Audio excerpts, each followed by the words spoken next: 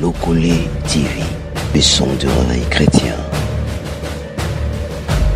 Le réveil autrement.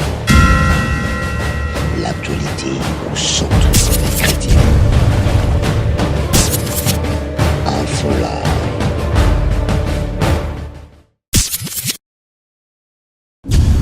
Bongo nanga ankolo na apusani pembeni na yo kakolela ya motema oyo etondi na posa na yo Fais de l'Éternel tes délices et il te donnera ce que ton cœur désire. Oula, oula. Fidèles téléspectateurs, bien-aimés dans le Seigneur, chers internautes, bonjour et bienvenue dans ce beau plateau du réveil. Le réveil magazine Yabola Mouki, le réveil magazine et permet Tarabino Boyeba. Qu'est-ce qui se passe du côté Bonzambe et Kita Kiwapi, et Mata Kiwapi, et Zonga Kiwapi, et Kote Liwapi, et Bime Liwapi. Voilà, j'ai dit un second merci. Aïgo Malela Maboko Trépied Maboko Azana ma caméra. Merci beaucoup à toi. Merci également na montage qui toko désormais na Pasteur Joyce, rien à dire, c'est-à-dire changement de fréquence. Tolobi Lokole télévision mon pepa sikana Pasteur Joyce cette fois-ci tozu mosala nzambe na montage. Ola ola igo malela babi kolele sili pour mosala nzambe tour azo simba mamba be mission tolobi Lokole télévision version ya sika maramba ki toko bolanda tour oyo en tout cas bo se désabonner té bo s'abonner kutu mingi po mama malamu et si yé sadi bo banda monango calamité. Voilà, merci Nabino Nde Karana Lubaka. Tolobi na les réveils toi vraiment ko kundo la mama bon mama to timo la rango na souci ya ko sepelisa. To pe ko satisfaire bino ba téléspectateurs na biso. Bienvenue na 30e partie ya testament avec le frère Caleb oula oula enfin. 30e testament yango eye bande ko botuna ba question mingi ndenge nini. Bo tourner te maman Nancy, papa Caleb et tout donc biso tozaki na problème il y a matériel, c'est-à-dire que to bandaki ko travailler na ye ndeko na biso afosha biso du côté matériel et to bandaki ko luka to bongisa comme to bongisi désormais ba émission ezongi na Lokole télévision yom to mesana ko partager yom to mesana côté ça fait batu bo s'abonner en tout cas ko ba na évangélisation maman Nancy Kilaki dit aye merci na bino nyonso bolinganga merci na bino nyonso bandaki ko tunanga tant midi pourquoi je vous aime beaucoup particulièrement dans moto yambo là ola rien à dire c'est-à-dire à banda pasuki sa énergie panzo ya ba énergie balobi respect na yo et un second merci na ma grande sœur chérie Adèle ça ya Adèle motema ya papa allez merci beaucoup à toi merci na bino nyonso na lela bino ya trop papa Caleb Nicole Belé hein vraiment ça fait au moins oui moi je pense ça papa Caleb comment soki wapi eh maman na sokenda biso yeyo to bebana te to wela ni poto bebana. Est-ce qu'on peut y aller, maman? C'est le plaisir là est partagé avec Ende Tokutani le Soso pour notre 30e partie. Finalement, les gars, ils ont le bien enfin pour notre 30e partie en 2023. Voilà. Voilà, c'est ça. Voilà, la fois passée, dans la 29e partie, papa Caleb a dénoncé qu'il y a signe, il a dit qu'il y a signe. Tout le monde qui va me soutenir na bambetu, na bandaku, na bamontre, na babiloko to somba ba fleurs et tout. Bato ebele ba se retrouver na ba signe wana na bandaku na bango. Mutu ne tuna mi bo papa Caleb. But to objectif ya ba signe wana o olobaki wana na bandaku na biso nde tokenda ko somba to eto tina ndako. Ezaka na but ni na bandaku na biso. Na koki ko répondre le roi net bango ke to somba ka yango pona esthétique to po omoni yango kitoko parce que d'ailleurs ça appartient aux esprits la plupart ya bloc yango quand ça appartient aux esprits faut que ya kitoko faut y attirer parce que ils ont un pouvoir mourir dans la kati ndé on d'ailleurs ba benga fétiche parce que dans la fétichisme quand on parle d'un féticheur ils allaient monter rose libaya à condition esprit na kati y on a des féticheurs alors maintenant tant ba sali pratique on a un fétiche et ça jusqu'au gelo autant au monde peu importe forme nango il y a déjà des esprits ça va t'attirer tout ça là peut-être au monyango kitoko au monyango qui est extraordinaire et ko décorer ndako na ngai yo sali yango na makanisi wana mais bateau basali yango bazan objectif wana te bayebi yo okosomba yango posa ignorant yo okosomba yango dans le sens que et décorer ndako na mais décoration wana eza représentation ya eloko moko boy déjà donc directement au lingate là il faut te se rendre Walanda biso au lingate ozo représenter eloko moko Ouais, il y a un touché drapeau à la place de ça. Il y a un beau camogobo. Il y a il peut avoir l'idée que place soit il y a siège, il y a un beau soit consulat ou ambassade et tout ça. Donc automatiquement, tant qu'il y a le logo, il y a le signe. Obligatoirement, comme il y a représentativité, il y a obédience, il y a des soins. Et ça, la misala, il y a un vie de prière ou pas. Il y a un peu de sika, il y a un peu de vendre. Ok. Mais ce qui est pour ça que bateau bazana bango bakotisa bango besike ebele. Alors maintenant ezana bateau na bateau mususu aza scripteur, mususu aza décorateur, mususu aza modéliste, styliste, aza invoca ka esprit, aza na monde na yazali. Maintenant il faut même un monde wana o yazali pour que bateau mususu ba découvrir. C'est en quelque sorte pour nous les chrétiens peut dire l'évangélisation. Donc il doit aller évangéliser, porter le nom de son esprit partout ce qu'on kende pour que bateau ba yeba yango bateau ba salela yango. Maintenant, la plupart, il y a des gens dédiés, tout concernés, ils sont ignorants. Il y a des terrains qui sont fallingaming. Il y a des terrains qui sont ignorants. Il y a des terrains qui sont ignorants. Il y a des terrains qui sont ignorants. En réalité, il y a un message dedans. Il y a 4 messages. Il y a représentativité, il y a esprit quelconque. Et cet esprit-là va faire ce que lui veut. C'est un esprit, c'est lui qui contrôle. Il y a des caméras de surveillance. Ils ont un micro, tout ce qui se passe à la maison, comment vous priez, comment vibration et esprit spirituel les alliés. Alors on doit d'abord le temps, et finalement, petit à petit, tant que concernant Ming, ça n'a pas été batas, ils auront beaucoup plus dans le moment où il y a un gros Ming comme au bébé. Mais l'esprit en a bien comme opéré. Ok. So on est tous en batas, ils ont un méandre, méandre, sinon tout le monde a un anniversaire net si. La ligne moi un peu brisée là au courbé, je ne sais pas si je peux dire comme ça. Mais on a un méandre. C'est beaucoup plus tout ça là. C'est beaucoup plus dans le moment comme au bébé. Mais pour les lambés là, dans le moment où là, parce que tu as d'ailleurs un témoignage aussi. Les musiciens m'ont dit que bien que tout le monde a solo de confirmer que les musiciens m'ont appelé ça qu'ils les lamba et finalement les gens ont la tia koufi. Donc, c'est la même chose. Donc, maintenant, il y a ça qui pratique fétiche pour qu'il atteindre la cible. Maintenant, c'est beaucoup plus ça parce que là, ça concerne des esprits. Tant qu'on l'a tient, on a dit autrement l'esprit spirituellement dans son conflit parce qu'il y a un temps dangereux.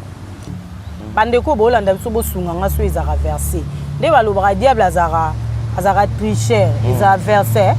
Diable a trichaka. C'est un imitateur. Voilà, imitateur. A créaté. A salelo roté ya trichaka. Na ndenge bino bokenda na monde wana ndenge visiter monde wana omona basini omonana.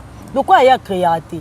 Est-ce que Dieu va tricher ngote ezara na lola te ba biloko wana nyonso to basini wana emsu ya tricher na ye azanga ke na ngokuna ya commencer na ninga mabe emsu basini ngo ezara na ngo mabete. Merci beaucoup maman merci pour na mutuna kitoko. Bon, na habité soki na réponse nga ko risquer choquer batu mososo. Ezana biloko eza Satan a créé parce qu'il a la capacité de créer.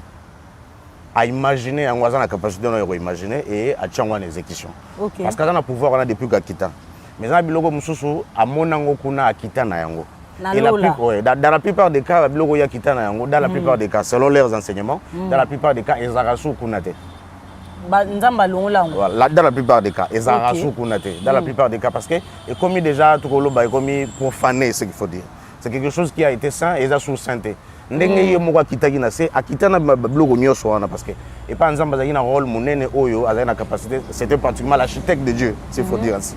Alors akitaki na biloko na nyonso wana il est venu sur la terre et il est en train maintenant de le mettre ça en exécution. Nyonso wana zo représenter biloko na. Maintenant il y a des choses oyo eza nzambe tilelo lokola yebaka no apparaître comme l'ange de lumière. Il fait semblant comme être comme Dieu. Aroya ko bimisa eloko wana eza eloko nzambe aya bimisi yango ko batu yeba ke wana eza nzambe ma réalité eza ye na suka na ngo bimisa oya ye wana eza ma différent manasi ayena ne logo eza nzambe eyebani ke eza nzambe mais na suka na ngo bimisa oya ye maintenant soki batu ba yo comprendre après que mais ezaki nzambe te eza satana les gens oyo bazana bango mal enseigné il y a risque que ba bebisa na eloko wana parce que ba moni ke d'abord tu yaki boyaki nda image ya satana ma réalité ça reste de Dieu. Souci na eza pe ka baby sana image on doit comprendre même ba moni olobake o eza nzambete parce que il y a que mbuma nango ya ko mona na après que eza nzambete mais en réalité eloko wana eza nango nzambe comme lui a tellement risé il fait des choses Mais dans la plupart des cas, ce sont des choses où bloquent et belé tout le monde. Maintenant, c'est à nous d'être un peu déséliminés, d'être un peu des hommes éclairés pour nous dire par exemple, les Elohim, on appelle ça exemple. Elohim, voilà, tout ça, c'est Dieu. Maintenant, dans d'autres termes, il y a voilà, Satan a dit que ils ont un groupe où il y a un ange où il y a sa responsabilité, pas bien avoir Elohim. Mais Elohim parce qu'il y a différence entre Elohim et les Elohim. Donc, dans ce cas. Bandeko nyonso ba se retrouver est-ce qu'on a ba signe wana na bandako. Biso to somba to lata bilamba sans le savoir. Tous en so ba ignorant, il y a ba message caché na ezana sima ba signe wana. To sani to bimisa bilamba nyonso to tumbi to bwaki, to bimisi biloko wana nyonso to sambelela ngo to sambeli ba mbetu to continuer ko somba to tika to banda lata ka o eza eza dessin te ba beta caché te biloko ba griffité. Bon, merci pour la moutuna. Dans le sens que Oeza Malamouté et Korozana Bichoté. D'ailleurs, le verset qui nous dit, c'est l'apôtre Paul qui nous dit que tout est permis, mais tout n'est pas utile. Je crois que ce qui va passer par Tia Bicho, Baroté, Bicho, Namkolomoroté. Limo, la Bicho versé en Namkolomoroté, Rosa Bicho même. Bon, ça dépend d'un limo sans origine d'apasteur. Mais ça peut nous prendre de temps parce qu'il y a beaucoup de choses dans le verset où il a permis, mais ça utilité. Maintenant, c'est important parce que ça sont honnêtes. Ils ont permis, ce n'est pas utile pour nous, les enfants de Dieu. Pour que nous soyons Sogolingi, mais il y a important au salaire. Déjà, sur le sait que moi, je pense qu'ils appellent le lengue na biso rolata. Bilamba nyonso na sena moyo, ils ont utilité que to portara. Ils ont très important manasi parce que na zongi sokana et loko to ndota mbolba. Ba pasteur magicien ba yaki po ba zo biso ba bijoux tout ça. Mais na katiwana, je pense que et loko ça même dans monde certain loko ça par hasard. C'est qu'il y avait quelque chose dedans balinga qui va me mango un peu na nzela mususu. Moi, je pense que c'est tellement important que tout le monde comprenne que le loco est déjà. Dans plus exemple de l'exagération, il y a aussi une des scoops, nettement gobelé et tout ça. Mais en réalité, ils ont la forme, il y a pratiquement la Coupe du Monde. Ils ont la forme, il y a 8. Voilà. Ils ont signe, il y a bien un serpent qui avale sa queue. Voilà. Ils ont signe, il y a infini. Et c'est ça aussi le serpent. Même sur l'Italie, na mona yongwa na Coupe du Monde stade wana eza na forme voilà ozomona même na publicité ya Coupe du Monde ma singana ezo yape koma singana tolongo bien moi que eza nyoka ndemte tango ya pe sali mitube je pense que bato bako talongo facilement bazo makanisi donc c'est l'infini de diable sur le côté un peu sa puissance au hasard Lucifer et tout ça et le diable qui est le serpent maintenant yoza na eloko wana ndako yozomona ngo coupe mais mutunso ayebi ke et loko yo na volonté na ye akoko ya na ndako na yo amoni yango ayebi ke bon place ya kwa muibi no yesu kwa za muibi spirituel muibi ko ya na ndako na physique boy atoluka place ni okota ti akoti azotala bon si je viens la nuit et sigani na ko fungola facilement maintenant yo obengi moto pe parce que de ce côté là il est comme un peu difficile pour yebaye azanani oyo ya mina ndako na yo soka za sorcier o de tata mbosa na biso da ndako tout mais au bien que ça n'anda qu'on a le sans effet, on a bien que ça n'anda qu'on a sans effet, on faudra aussi être sûr pour le bien avec le Seigneur Jésus-Christ. Au bien que ça n'anda, il y a tant qu'on a, soit qu'on a initié un peu moins l'écolo, alors moi on a dit ah on a le logo on a côté facile. Donc c'est trop facile qu'à côté un logo on a parce que les gens battent musus aux autres les gagnants dans zela ou c'est peli à ce peli à côté pas na bino senga mai mais yebi kinazo côté n'anda qu'on est haut.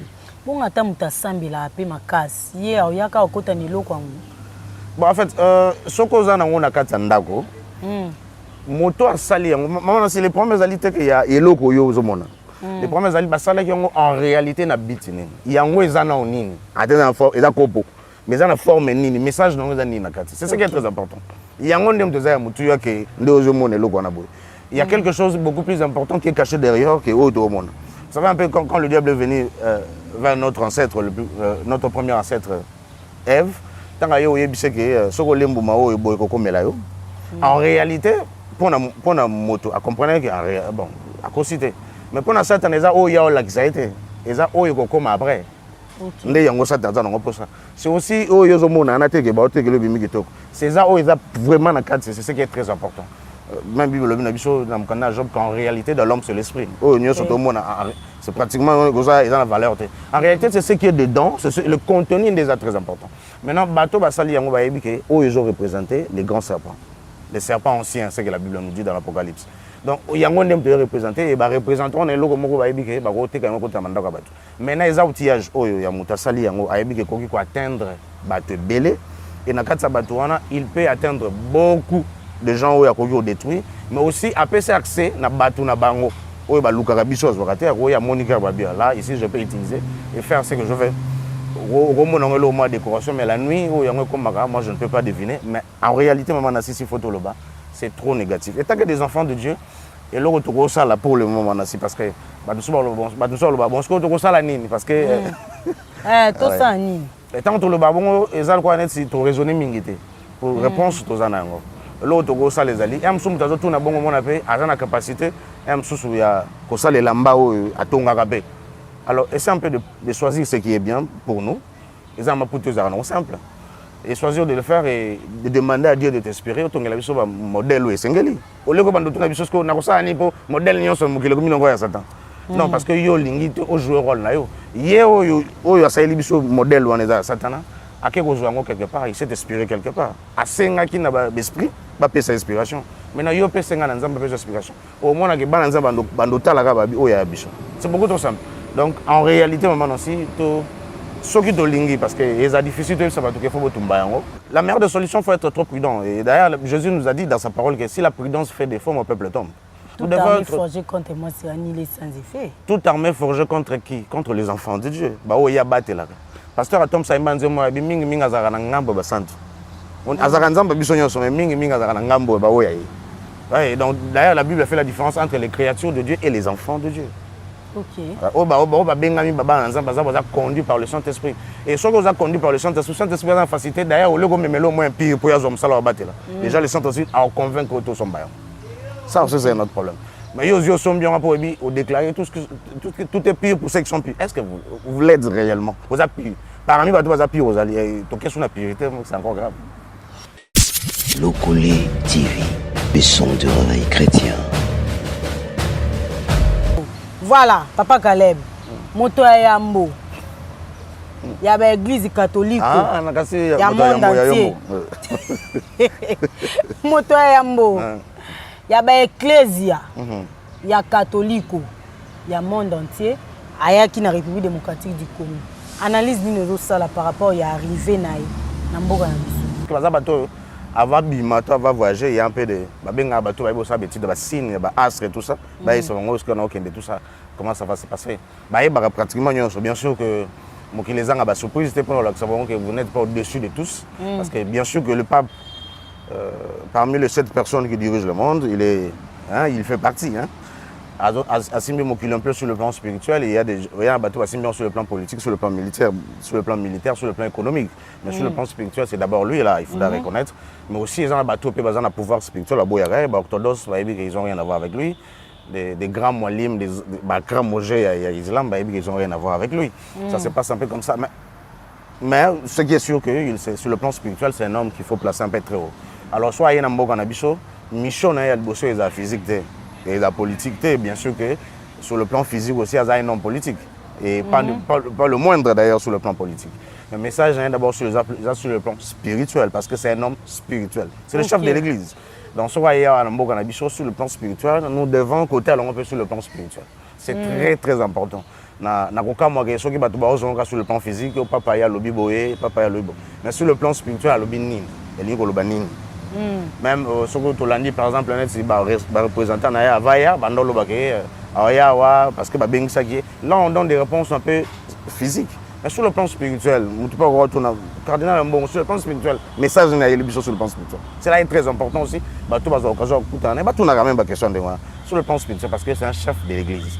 Alors pour moi je peux tout simplement dire que la République démocratique du Congo est comme pembeni yo rôle munene.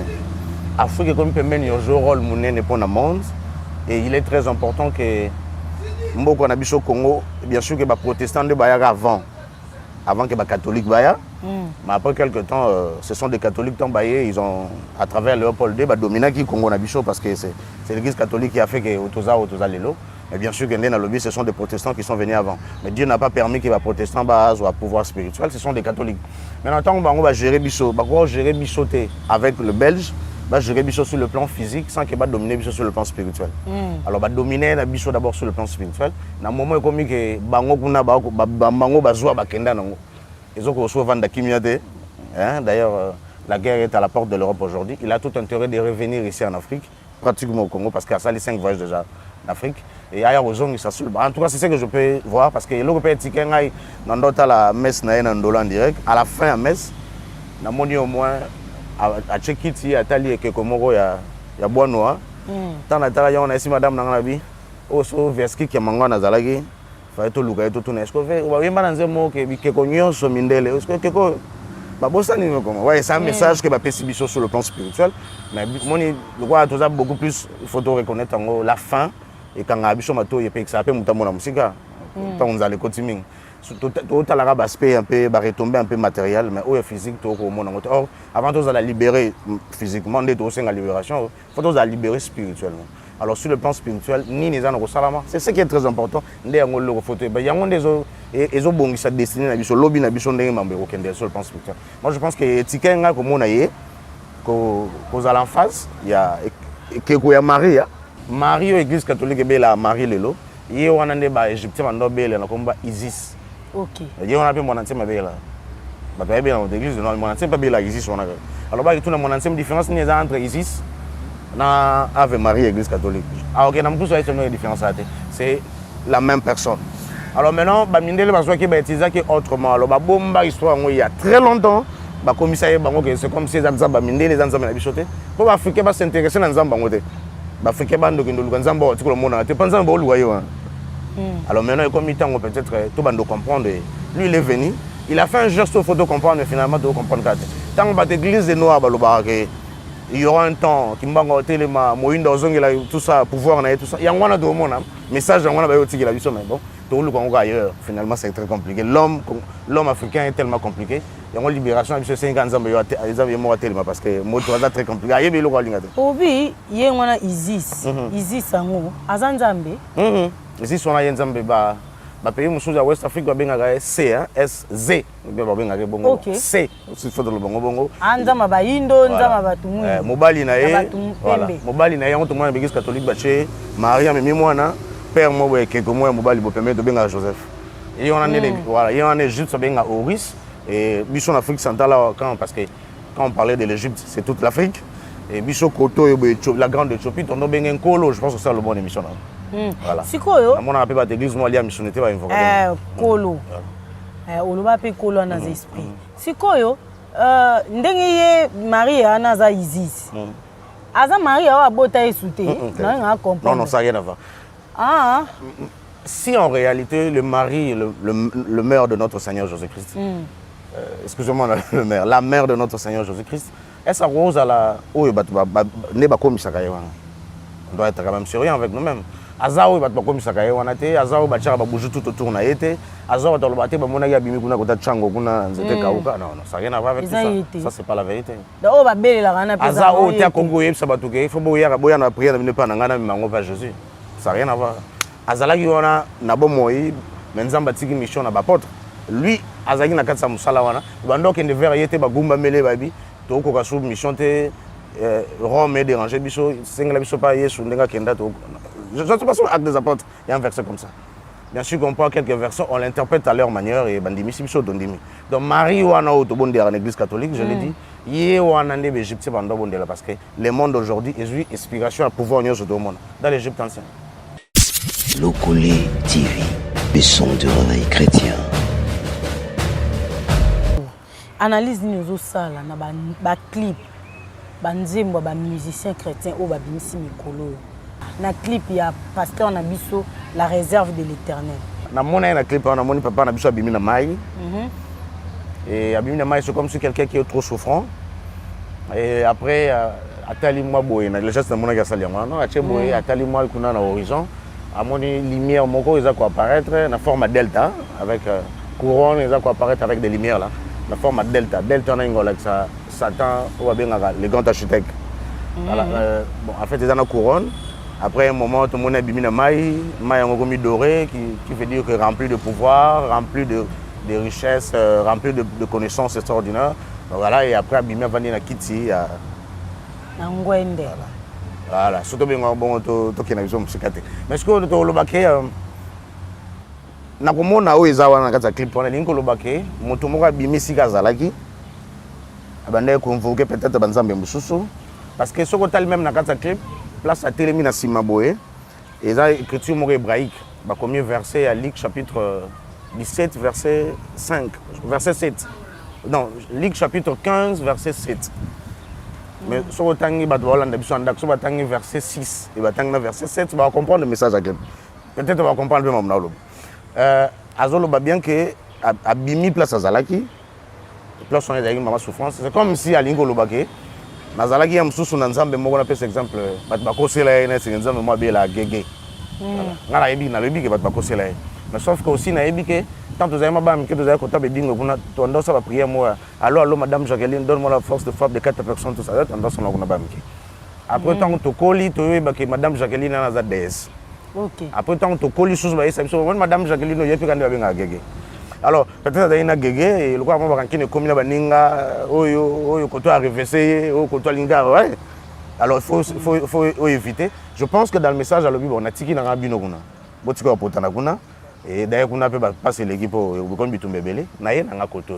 Mais ce que koto akei pour na monde ko ndika zongeli e Benezé. Parce que dans nzemne mo abeta boye Benezé ça succès na. OK. Voilà et na clip pendant zaki mingi boy na si kudu yana za lunga na yoko nga bolo le belo un peu mingi Benezé tout ça mais na so tali clip boyo il y a zo sala boyete mais il y a là exactement dinga la tarne Benezé polo il y a noir blanc voilà ils ont message qu'on va comprendre mais ce que batu bazo bina baza boye so na sur ta clip voilà donc c'est pratiquement un message qu'on va comprendre donc na witagia bon le quoi qu'on est invité na zongi na koto parce que so tangi Luc chapitre 15 verset 7 ya komi ezolo bagé ezo betali solo ya l'enfant prodige.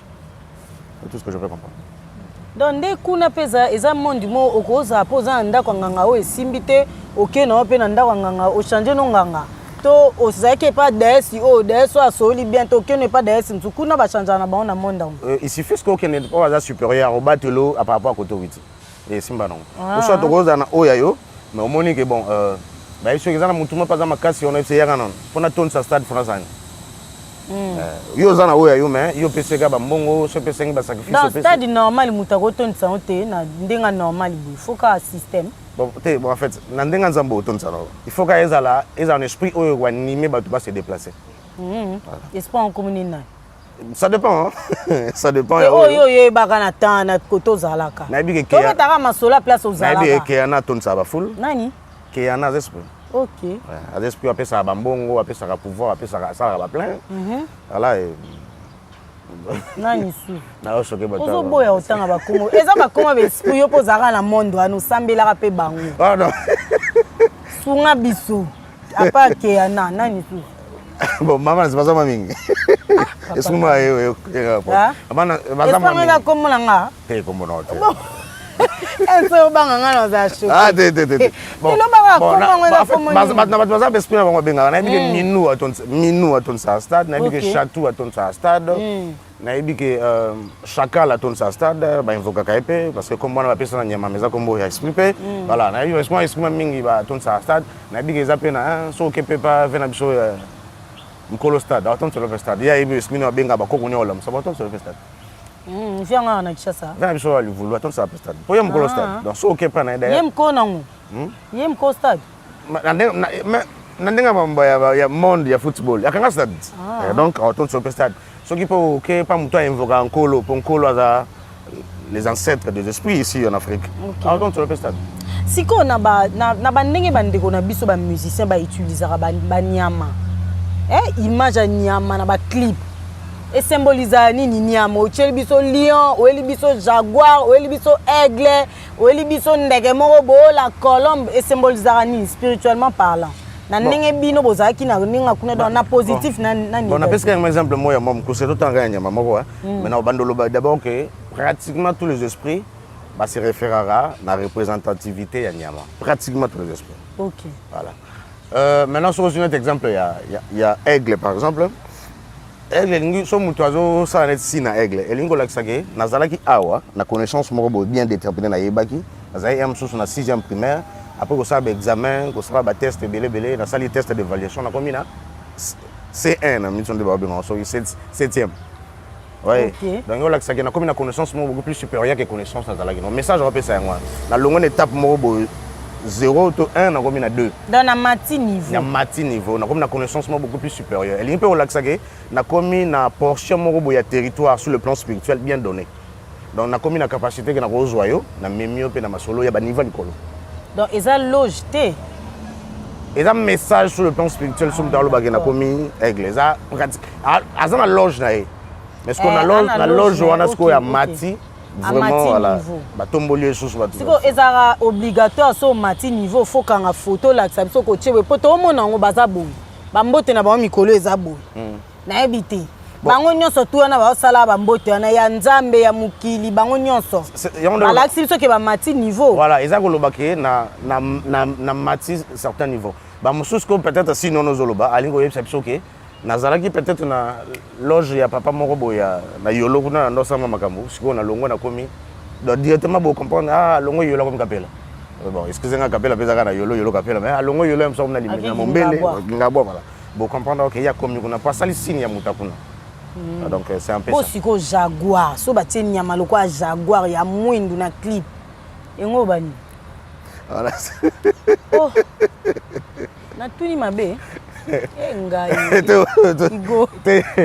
bon en fait bon natanga na kombote na ngolo bakabo mutala lingolo baboyeke foxo ya koti wana eza yende mutu akoma ko attaquer et non ba ko attaquer o nyoso ko attaquer ya ko dévorer na ke nangana ba da so mutatie jaguar se ka lobi na biso na komi penda na ba dimension moko so meki ozion eza te ko jaguar wana za ange moko boya yaka na ba réponse jaguar wana zaku aza message ya ange eza ko lakisake ya noir pe soso elingo lakisake soko ye awa ko kwate voilà parce que moni bango bazandenge ni mama basala ba clip pona olakisa biso nanu te pona olakisa bato yo bazana ye na ba côté kuna bazali mais ba comme ba mekaye parce que so ya zui mutu moko ayele abi bon moni ne ba meko ba commissionnaire ya mulili bazali soko ye côté awa o lekaye nde ozara commissionnaire ba pasteur voilà yo côté na yeso ye awa ngana memo awa o lekaye ouais c'est pas monde na bango eza ndengwa nzembo ya papa na biso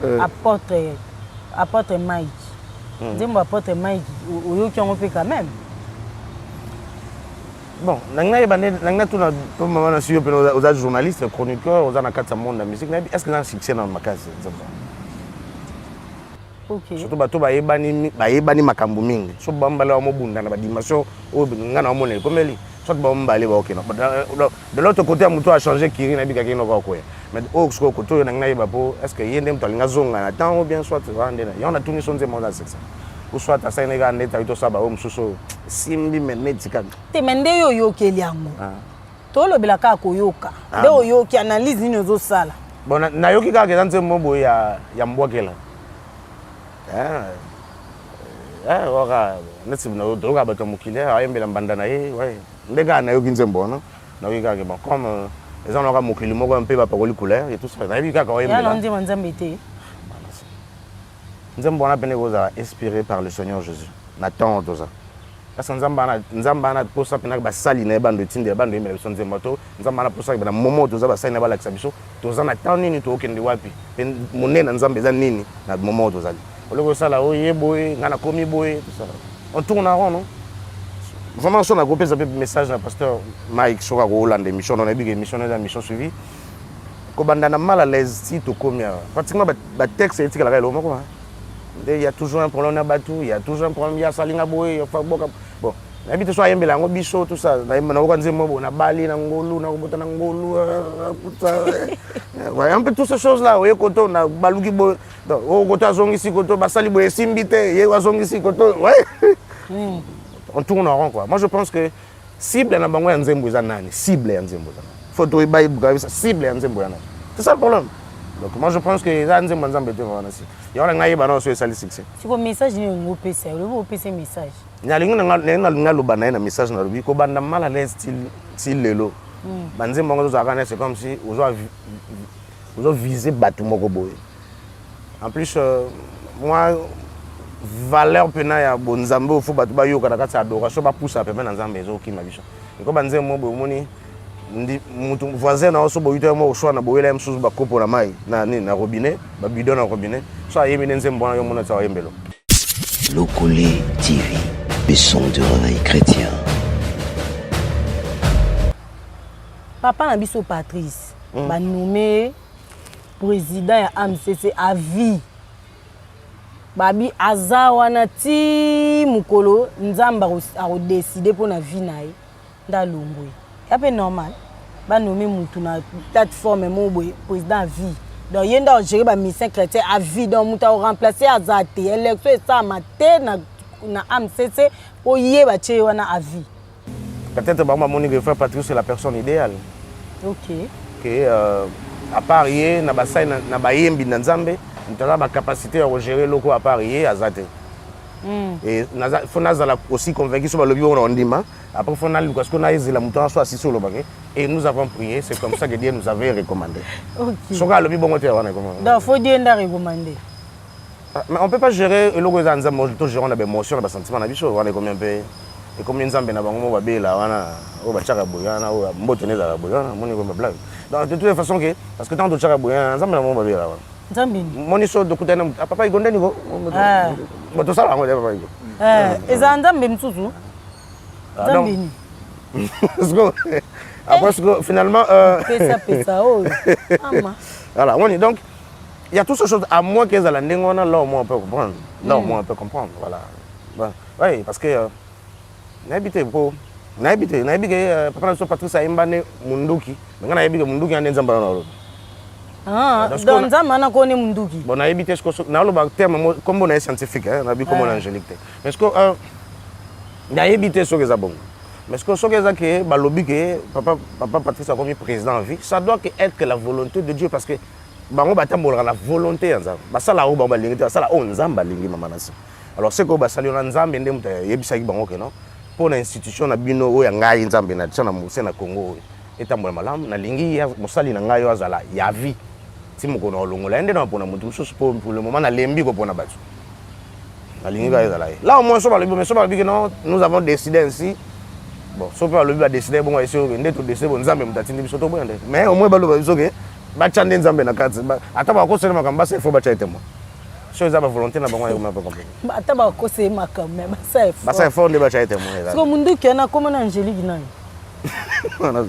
na kimi kuna ngana na lobi ngana na ndela biso mo biso kezo pour moi ça intéressant on peut la c'est pour ça dans l'émission bon voilà donc kanyora pour l'émission ça pour personne pour ça Munduki voilà donc Munduki moi ni bacha boy même dans l'église catholique moi même ba ke ko na mimi boy même ouais même temps ensemble nous avons position mais l'essentiel c'est que ce que ensemble aux position oyo o mi tirete o mi sala mabete ce qui on se disposer par exemple o yebinza musote ngo yedi boso na yebo mais ce qui ko sali boye pour ça ba blague yo no ka église o mi tirer wa vous en ko mi tirer ça va longtemps comme on a vu ça scandale mais longtemps comme na lobby bon pour tout na pour ça tout ça so mission donc c'est que ba position pe ozora na prière ezali oyo chaboye ndiwo baisa biso cha boka mobali boye mama na ngai boye to chaka boye papa Caleb cha boka mobali boye to chaka mingi na église ba chesa ka biso ngo to kendaka to chango fa ai muto ayi sabina ebiti na osa sabina ayi pone opesa outika bino position na ebi ni nezo okota position ezali bongo boye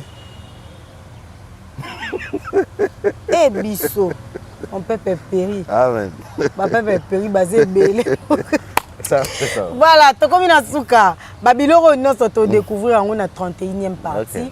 Il y a testament et ça tozaki vraiment na esenga yambo papa Caleb bozali pamboli pona biso la bandeko balandi. Lilo aboka baneza nini bandeko ba retenir nini par rapport à maïtolobele. Par la grâce de Dieu nangola zambe to kutani na 31e émission moni to ça bien fort pour que biso na menanga mona yo pour ça que il y a des choses qu'on doit promettre aux gens. On doit revenir en trois ans ambassades sont relus au Koutana aussi pour que tu continues le testament et puis tu me colonnes voilà c'est tout ce que je peux dire pour aujourd'hui. Si vous prenez le lot, bande ou ba retenir ni na maïna sur tout le bélia. Oyo azana moi si mbetu moko boya yebe ke na eloko mabe na kati o alinga wala ta Janive Church mingi na bige Janive Church yana bilamba na yeza na ona sini moko te bakopika ka Janive Church ezali na balata baloba même coupe ka yelamba moto ayeba ke coupe eza Janive Church ata ba bito grefte voilà mana sali la mimi bilamba na sia ima mna loba donc coupe ka moto ayeba ke coupe eza ngani coupe eza donc to ko bando suka ata wana olenge to lata ba logo na bango ba sina bango qui nous amène encore beaucoup de choses et moi je pense que moto loba ke bongo mitu ka moto ko boaka bongo ba tout ça to boaka C'est parce qu'on fait des choses par notre intelligence tout en pensant que bon, on a raisonné, c'est ça notre mal. Mais ce serait très important que tout le monde ait la volonté ensemble. Tout le monde ait la volonté. Et maman a lobby à la position de prière. Raison par laquelle je me sens lobby que sans moi, vous ne pouvez rien faire. C'est la raison par laquelle, même temps, tu sens que tu as molimo sant, tu bien à molimo sant, pour rien de me ça sur loba ou tu lobby la tata. Même le ligne n'a pas très disponible quand le Saint-Esprit est à nous pour que tu pousses devant ensemble. Ça, tu as eu besoin de faire un de côté. Et à côté de ça, ce bloc, pour tout cas, nous adorons Dieu de tout le monde bandélia. On a ces blocs, on a pire, on a vivant. Ce qu'on a pire, on a blocs, on a pire. Il faut maintenant chercher à être pire et on ne peut jamais être pire si on n'est pas conduit par le Saint-Esprit. Locole TV, le son du réveil chrétien. Merci Nabino Nyoso Bozaki Belé connecté, branché dans Locole Télévision. Nous avons vraiment un sengo pour nous aller à un sengo. Tant on est à l'Ibosa Baitendo week-end Nabino Bolandi, Boyo qui vous comprendre. Déjà dans le télévision à radio te aba mon rappel baoyoka. Ça dit Yamabeto Bouaka, Yamalamu. Et ça biso trembote. Un très grand merci à Igo Malela Maboko trépied Maboko Azaki na sima caméra. Asali trépied te. Asimbi caméra na Maboko mais t'as la stabilité image. Oh là. Merci à toi, merci également na pasteur Joyce qui dit, c'est-à-dire désormais yende monteur na biso nde bomo na image bimi ki tokoboé. Ba transition qui tokoboé ya propre, c'est-à-dire lokola la ti langi ya sika, logo sika, kacha sika, rien à dire. Pasteur Joyce qui dit merci beaucoup à toi. Et bon, désormais, pour l'anda pe ba émission au Pasteur Joyce abando sala awa, et ça très mbote. Bon tika mala mu connecter na Locole télévision bo zala jamais déçu. C'est une collègue sumasi azongi lelo tokuta na bino na paradis hein, ba o ba mata. So azongi lelo te tokuta miko ya. Bye. Souviens-toi des grâces de Dieu. Sois le pilier pour Clément Kipol. Prends en charge Chalamoulogo. Sur la marque de distinction de Jean-Patrice Makamou. Signe leur sacrifice par des signes. Raconte la vie d'énergie partout. Édifie la vie de Tara Yahweh. Raconte le besoin de Abed de Bengo. Console le cœur de Wassema Masseli. Console-toi Christ, c'est sans l'aide d'aucune main.